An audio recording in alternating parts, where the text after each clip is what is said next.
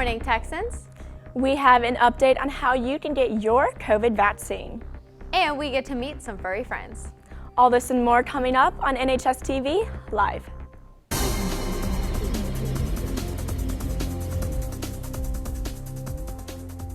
Phase 1A and 1B of COVID vaccinations have begun, and it could be your chance to get your vaccine.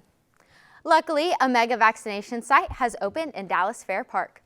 Vaccinations will be administered Monday through Saturday, 8 a.m. to 5 p.m. Vaccinations are appointment only and will not be given to walk-ins or anyone who does not fall under the requirements of Phase 1A and 1B. If you are interested in getting a vaccine at this site, visit the link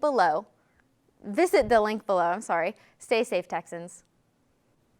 In other news, we have many talented students at our school, but one underclassman is a leader in more than one organization. Nhstv reporter Macy Cuthbertson has the story. With almost 2,000 students at our school, it can be easy to get lost in the crowd that is Northwest. One sophomore here is not only a 2-year varsity sidekick, but also a representative for our school. At Northwest, I am in student leadership, business info management, and psychics. Madeline excels in school by being in the top 6% of her class, but still finds time to be in 2 different leadership positions in only her 2nd year of high school. Being in 2 leadership positions in 2 different organizations is challenging at times and kind of stressful, but it's really fun. Especially as a sophomore, I've learned a lot, and I hope to keep growing in my leadership skills. With so many achievements as only a sophomore, it can be easy to let it go to your head, but she says her all-star position means more to her than just a title. To me, being an officer position is more than just, wearing a different uniform or a different uniform part. It's really being a leader on the team and motivating others and just bringing up the team as a whole and giving other girls a role model for, just a good person. After doing the same sport for so long, it may be easy to lose interest, but Madeline still has the same spark. I've been dancing for 11 years, and the reason I keep going back year after year is just there's something special about it that just draws me to it. I'm very passionate about it, and I can't imagine doing anything else with my life. Madeline proves day after day that great things can be accomplished if you put your mind to it. If you have Madeline in any classes, take time to get to know her entertaining and determined personality. For Nhstv, this has been Macy Cuthbertson. I may be a little biased because Madeline's my teammate, but I sure do love her, and she's a really good person, so you should say hi to her in the halls. Moving on, we all know COVID has affected sports, but wrestling has been a sport affected most this year, with our wrestlers believing the season would begin in January, but now the Texas UIL is saying that the state meet will be the 23rd and 24th of April.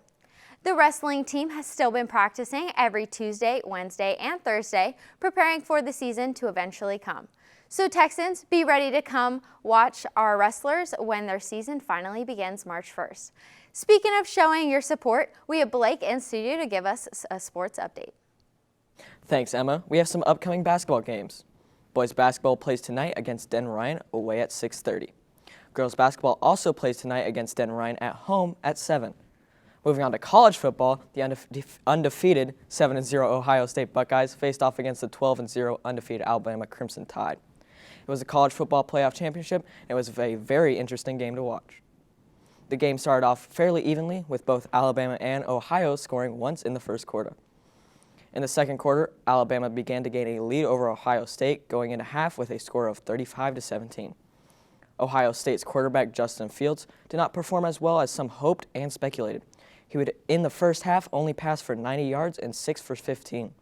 Compare that to Alabama's quarterback, Mac Jones, who threw for 342 yards in the first half and 25 for 30. However, the Ohio State run game was outperforming Alabama's, with running back Master Teague having 2 touchdowns, giving hope to Ohio State going into halftime. Comparatively to Alabama's running back, Najee Harris, which only had 1 touchdown in the first half. Alabama continued to gain a lead over Ohio State in the second half, leading to a score of 52-24, which means Alabama won the CFP championship. Speaking of championships, the Puppy Bowl, the pinnacle of sports, is coming up. Isn't that right, Emma? Yes, Blake, and I have some fun news about it. 2020 was kind of a rough year, and with Super Bowl approaching, many fans are preparing to watch their teams win. But for others, they are gearing up to welcome some furry friends. Animal Planet's Puppy Bowl is going to go on as planned, with Team Fluff and Team Rough. This year, the Puppy Bowl will air on Animal Planet and Disney+. The purpose of the Puppy Bowl is to showcase all of the 70 puppies from 22 different shelters that are available to adopt, along with all the kittens in the halftime show. But puppies won't be the only competitors on the February 1st. They will have the 3rd annual Dog Bowl, showing the older dogs with their teams, the oldies and the goldies. They will also be up for adoption. These dogs are going to show the puppies that an old dog can learn new tricks. I know I will be watching that, and maybe my co-anchor over there, Emma, would actually let me borrow her Disney Plus for the night. And while we're on the topic of puppies, NHSTV reporter Kaylee Lavin has this week's edition of Teacher's Pet. So Ralphie was a gift from a friend, and they had actually picked him up from somebody who had been deported. So he was left behind, and so they needed to rehome him, and they gave him to me. So we aren't really sure how old he was. The doctor said anywhere between 3 years and 7 years old. So there's a wide range of how old he could be now.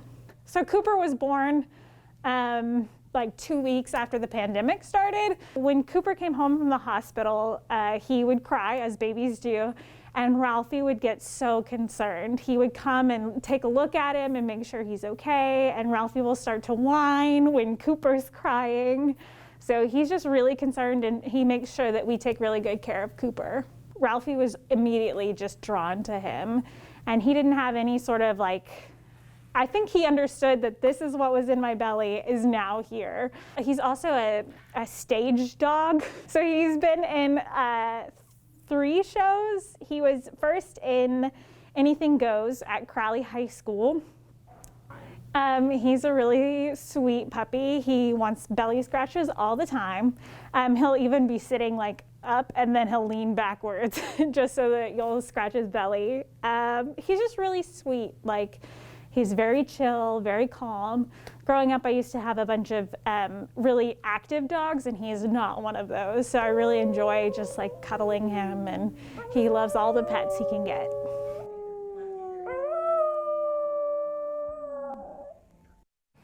So I actually have a puppy named Josie, and I'm training her. Really? But I'm actually taking her to obedience classes next How's that going for her? Well, she's super smart, super cute. Really? You know. What type of breed is she? She's a Catahoula leopard dog. And fun fact, they actually can climb trees. But Josie doesn't do that. She likes going down the slide. The slide? Yeah, we take her to the park, and she'll go down the slide with me. It's super cute. That's a really talented dog right there. Yeah. You should have, enrolled her in the Puppy Bowl. I really should have. Maybe next year. All right, well, make it a great day, Texans. This has been NHSTV Live.